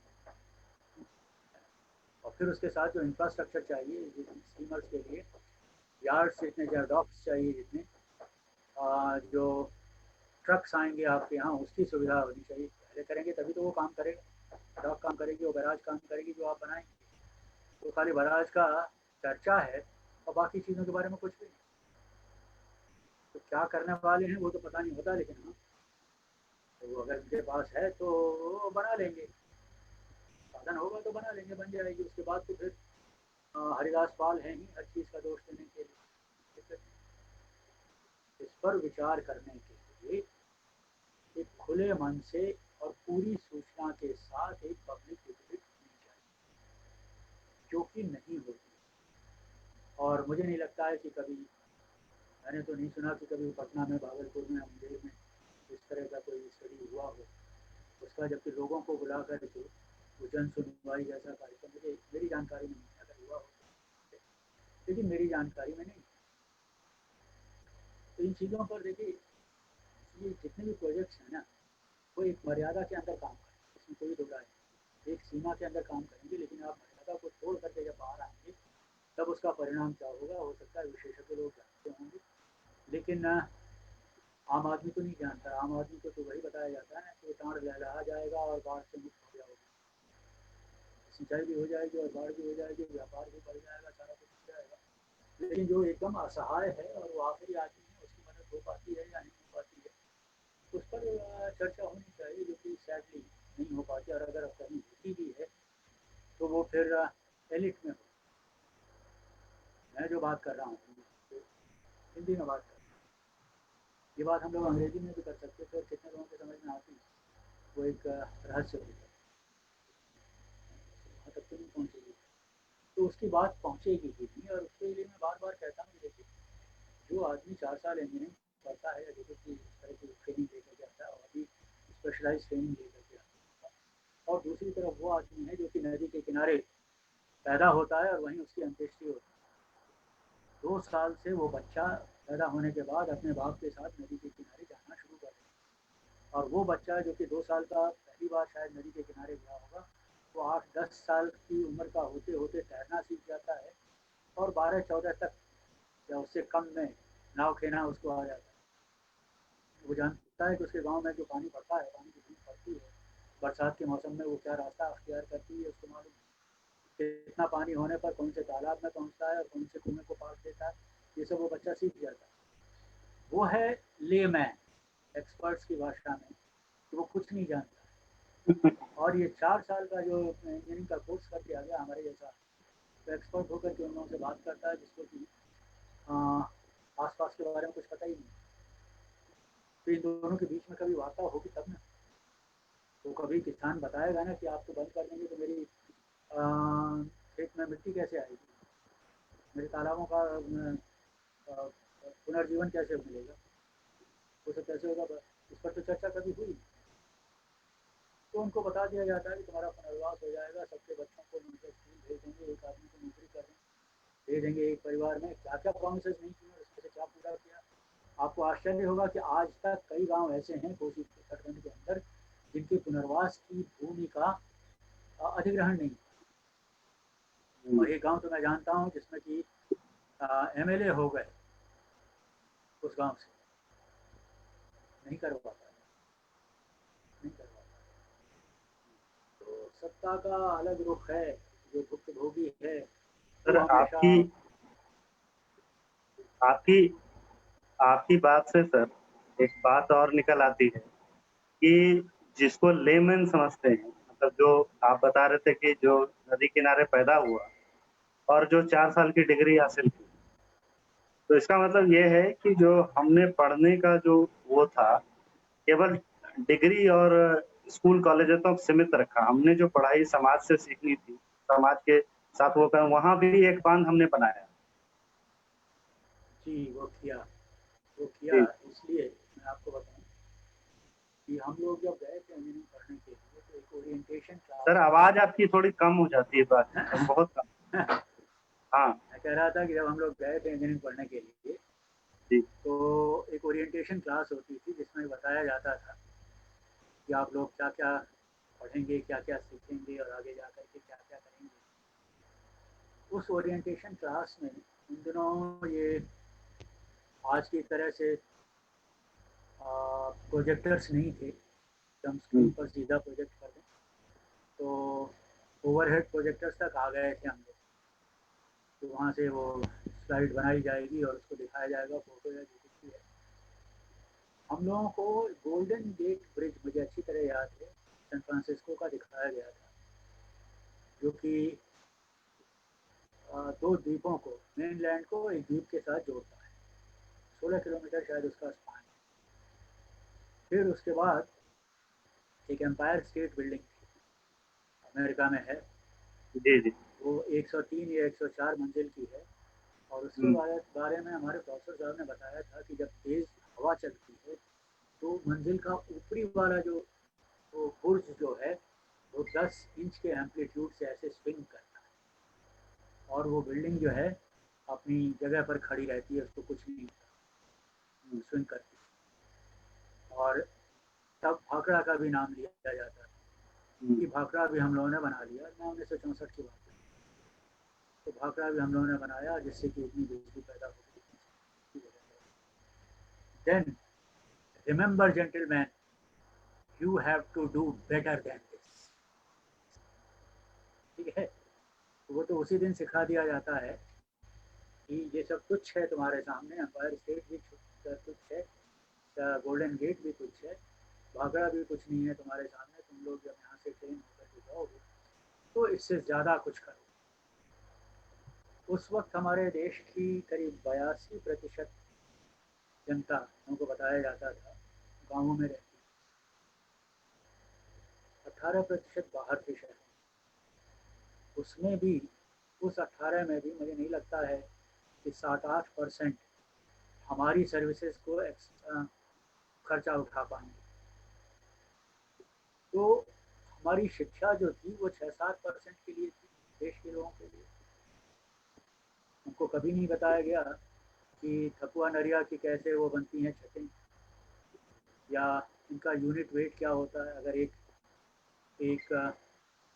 स्क्वायर मीटर में कितना थकुआ लगेगा, कितना नरिया लगेगा, कितना बांस लगेगा, कितना, कभी नहीं बताया। जबकि हमारे देश की 82% आबादी उसी में रहती है। तो हमारी शिक्षा ही इरेलेवेंट थी, जो हम लोग सीख करके आए उसका तो कोई मतलब ही नहीं था हमारे लिए। जब बाहर आकर के देखते हैं, जब मैं कोसी के किनारे खड़ा हुआ पहली बार 1984 में, तब तो वो सदमा लगा ना, क्या पढ़ के आए भाई और किसके लिए पढ़ के आए। अब आप अगर संवेदनहीन हैं तो आप कहेंगे हाँ बांध है तो टूटेगा ही। हमको मिनिस्टर बना दिए, कल हम स्टेटमेंट दे देंगे खाली 53 की जगह टूटा है ना, और उस साल तो 125 जगह टूटा है। तो कौन सा अच्छा परफॉर्म कर रहा है, हम कर रहे हैं कि वो दूसरी पार्टी वाला कर रहा था। ये सच बात ये कही गई है, नहीं कि कही नहीं, खाली नाम नहीं बता रहा। तो उसी में गर्वबोध है हमको। और उसके बाद से फिर खुलेआम झूठ बोलना कि अब हम ये कर देंगे तो आपकी समस्या का समाधान हो जाएगा। बताओ ना कैसे होगा, कैसे हमारी समस्या का समाधान होगा। और ये चीज़ें इसके बाद होने वाली हैं। मैंने बताया ना एक किस्सा आपने जो पूछा कि वो मिट्टी हटाने का, खाली 33 किलोमीटर मिट्टी हटाने का कोसी का 37,500 खर्च चाहिए 5 महीने के लिए। पूरी कोसी खोदेंगे और ये बिहार की, उत्तर बिहार की सारी नदियाँ खोद डालेंगे आप, तो पूरा देश आकर के यहाँ ठेकेदारी करेगा और मिट्टी खोदेगा, और उसके अलावा और कोई काम नहीं करेगा। पूरा देश खोदेगा मिट्टी।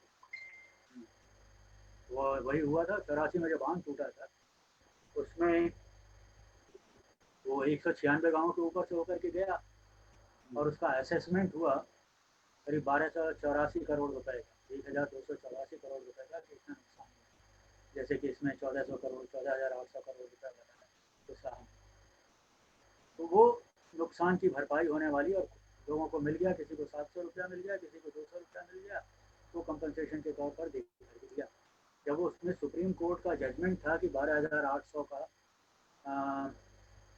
1284, क्षमा करेंगे, 1284 करोड़ रुपए का नुकसान हुआ है, और सुप्रीम कोर्ट की डायरेक्टिव थी कि बिहार सरकार 2 महीने के अंदर एक कमेटी कंस्टिट्यूट करेगी जो कि इस पूरे लॉस को रिव्यू करेगी, और उसके बाद के 3 महीने में सबको कंपनसेट कर देगी।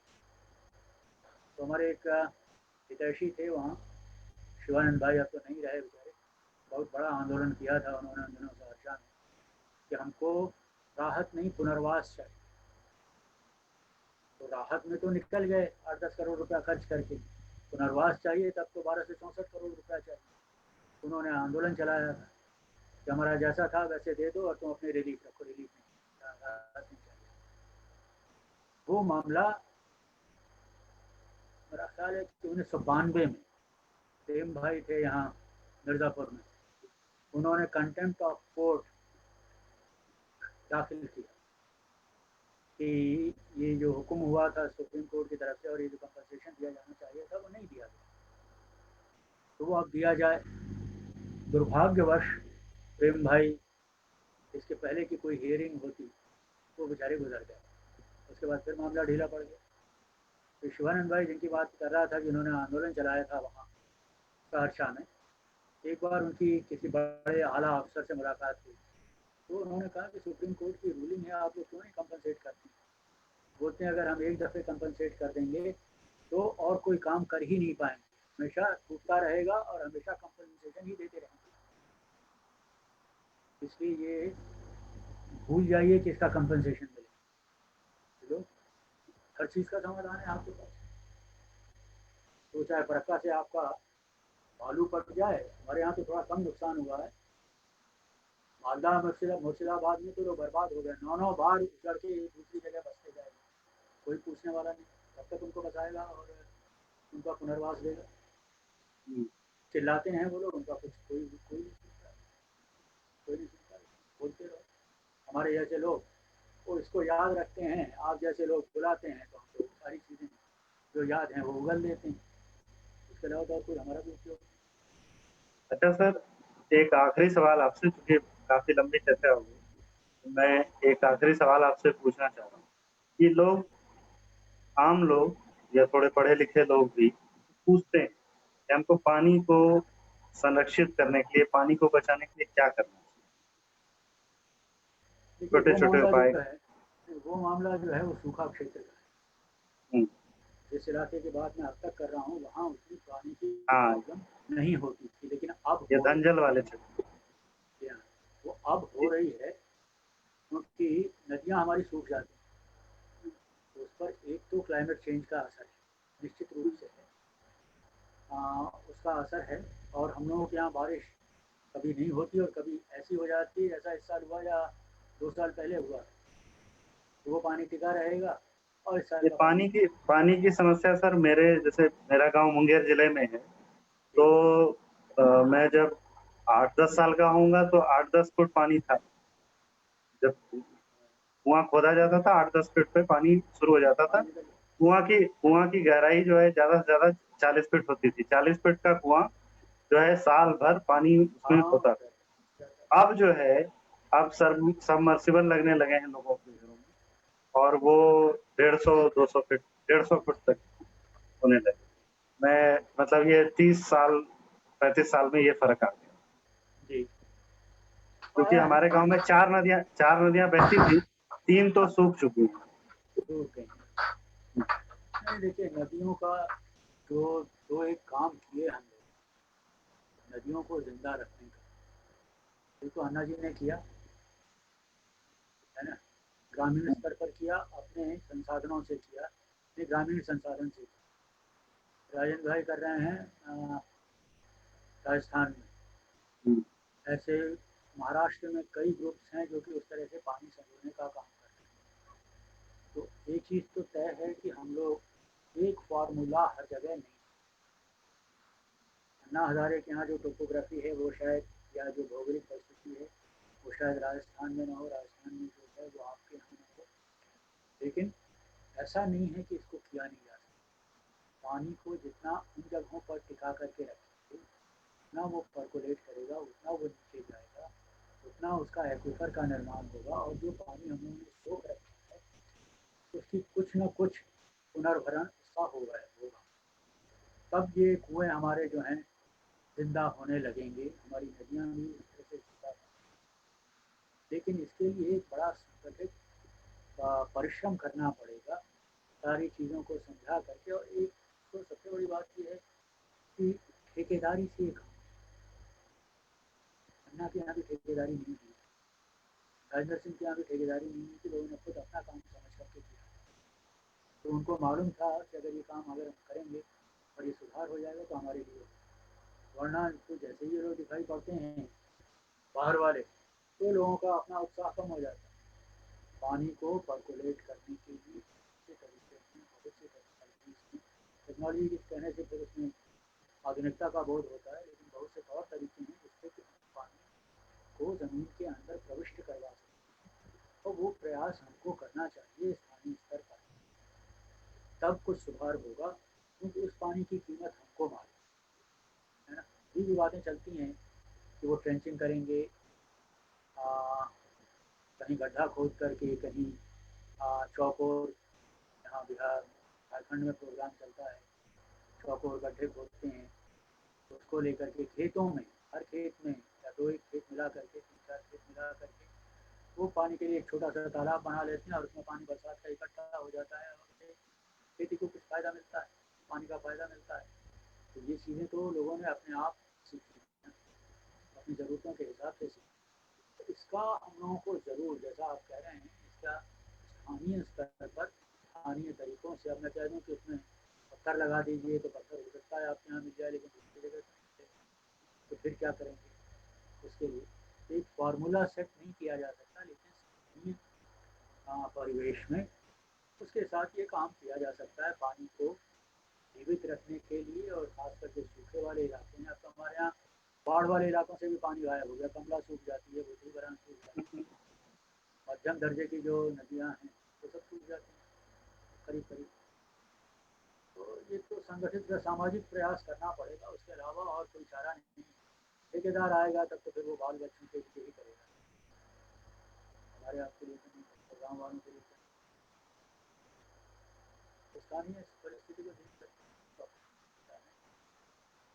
ये काम होगा, ऐसा नहीं कि नहीं होगा, जरूर होगा और लोगों ने करके दिखाया। जी सर, रजनी जी आएंगी। हमारी बातचीत जो है खत्म हो गई। रजनी जी, अब कुछ सवाल जो इस समय कार्यक्रम देख रहे हैं वो उनके सवाल आपसे पूछें। बस सबने बहुत इंटरेस्ट के साथ ये चीज सुनी है। कह रही है कुसुम जोशी जी की बहुत सार्थक चर्चा है। विकास के साथ पर्यावरण के अपने पारस्परिक ज्ञान की उपेक्षा के कारण ही ये सारा नुकसान होता है।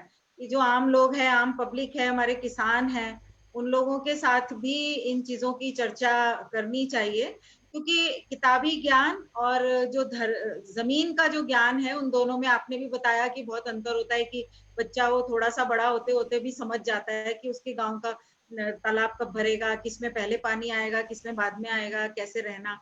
तो इन सारी चीजों का सरकार को अवश्य ख्याल रखना चाहिए कोई भी योजना बनाते समय। जो भी वहाँ के स्थानीय लोग होते हैं, उन लोगों को भी उनके ज्ञान को, पारंपरिक जो उनके तरीके हैं, उनका भी ख्याल रखना चाहिए।